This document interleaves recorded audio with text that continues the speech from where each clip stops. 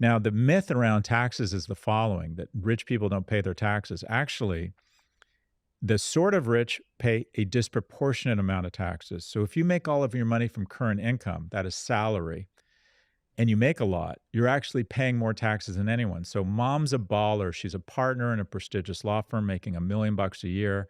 Dad's a chiropractor, has 3 people working for him. He makes $1.6 million dollars a year. Total ballers.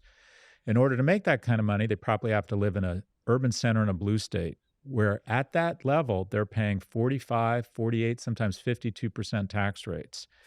But if dad decides to raise capital and buy a bunch of chiropractic clinics and they become investments and he sells them for $50 million, his tax rate plummets.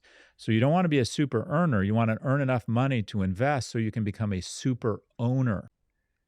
Smart. I think one of the great advantages of life is, as it relates to wealth creation, is really getting good tax advice. Because I've sat here over and over again with people that have great tax advice and some people who didn't have any at all.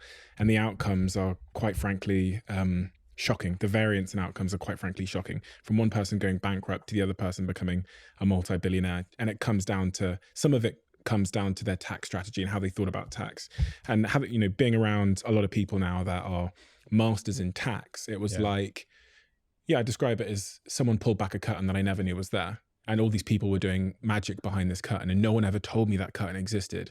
That's And it's right. called tax. We Well, don't all pay the same because tax. we're not supposed to talk about it. Yeah, we're Again, not not. talking about it is rich people trying to keep poor people down. Yeah. Because rich people talk about their taxes all the time.